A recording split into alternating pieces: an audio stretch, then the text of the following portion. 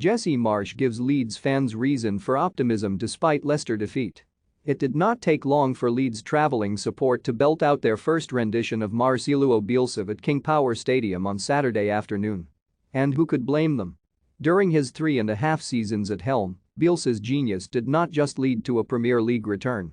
El Loco also managed to energize an entire football-mad city that has been deprived of pride in their team for far too long.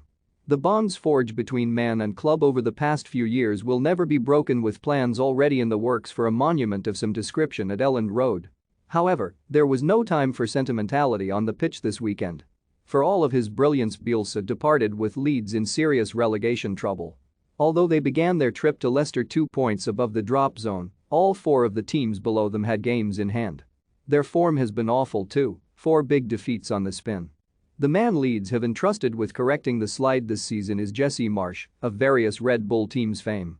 In his first press conference in the hot seat, the American was understandably deferential to Bielsa's work, while also hinting that changes would be made for their trip to the Foxes, both in terms of tactics and personnel.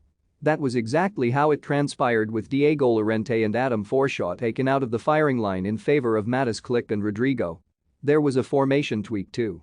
The fluidity with which Leeds played throughout made it hard to pin down exactly what the system was, but it most closely resembled a 4-4-2 or 4-2-2-2. In a decisive departure from Bielsa ball, Klick and Koch formed a solid double pivot in midfield.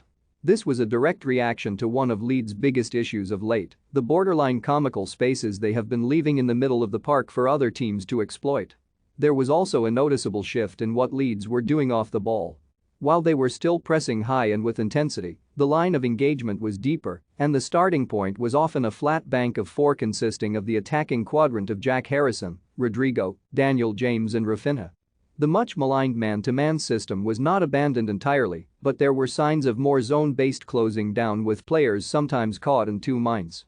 These tweaks worked well before the break. Leicester may not be the top 4 contenders they once were, but their squad was still assembled with considerably more pound notes than Leeds was. The fact that the Foxes were not able to build how they pleased in midfield is testament to the Whites' application and Marsch approach in the first half. The Leeds boss did not rip up the entire Bielsa playbook, though. One of the most striking features of his side at their peak has been their ability to flood the box with players seemingly out of nowhere as they career forward in transition. There were plenty of examples of this cavalier approach in the East Midlands, with quick exchanges between the front 4 and the overlapping runs of Junior Firpo and Stuart Dallas causing Leicester's back 5 serious issues throughout.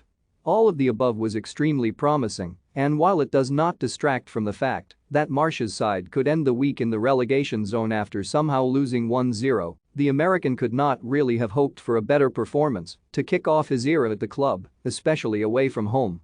Per FotMob, Leeds finished the game with a startling 1.95 xG from 19 shots, and the fact they did not convert was not down to a failure of their approach. Instead, poor finishing and the heroics of Kasper Schmeichel were to blame. Thus, while it is only 1 game, the early signs are extremely favorable for Marsch's Whites. Keep putting in performances of this magnitude, and there is no chance they will be playing in the Championship next season. For more from Matt O'Connor Simpson, follow him on Twitter.